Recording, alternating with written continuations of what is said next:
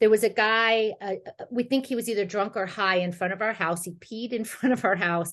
He was in a car and it kept on rolling back and it hit a neighbor's car. And we we're a little bit like, okay, what's going on? We live in a city and there's really high car theft in the city. And there's, so we were like, what do we do?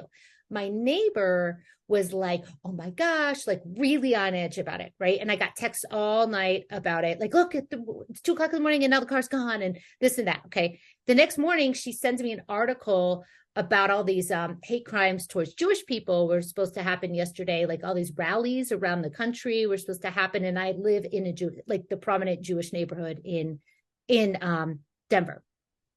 So we're like, okay, we're right down the street from the JCC. We're right like 2 blocks from like a bunch of the synagogues and everything. And we live in an Orthodox area. So there's always people walking on Saturdays. So she was bringing all this fear in, right? I instantly pulled it in.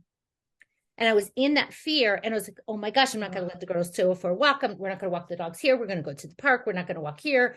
We got to be careful. I got to text my neighbor, see if she needs a ride, all that kind of stuff. So there's all this stuff that's happening. And then I stopped myself in the middle of it. And I didn't have to go into the actual intellectual experience of like, I'm in fear. I'm pulling in her energy. What I did was I'm like, I got to feel through this. I got to feel through this. Got to feel why is this fear here? Entourage, come in and take this fear away, pull her energy out. So I went right into my heart space and I asked for her energy to leave. And I toned into her higher levels and I asked her to pull her energy back out because I pulled it in. So I was responsible for that. And then I also had to reclaim my space. And I had to go into, okay, this is not mine. This is not mine. If I'm triggered by any fear, allow myself to feel it through it. But I wasn't. I'm in a space where I don't feel the fear much anymore. And then it shifted everything for the rest of the day. And it was fine and nothing happened. So that is where we're going today. Is that energy exchange, that interaction? When are we pulling people's energies in? When are we pushing our energy out onto other people? When we're in these relationship exchanges, these connections with people, exchanges, a lot of times we're pulling energy in, or a lot of times we're pushing our energy out. And I'll tell you, I've been very vigilant.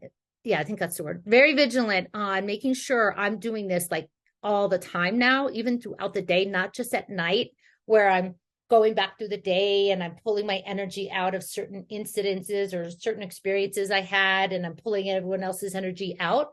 But what I also am doing throughout the day is I'm doing that. And I have not had a migraine. Oh, actually, I had one migraine one night because I pulled my husband's energy in one night, and then I went to bed and I did not clear it. I had one migraine in the last 4 weeks, which is really big for me. So I am really, really conscious of what the energy exchanges are happening. And with relationships being triggered right now, again, whether it's a boss, whether it's a coworker, whether it's a partner, whether it's a family member, I'm being so sensitive to that is shifting so much and able to create a higher level of sovereignty.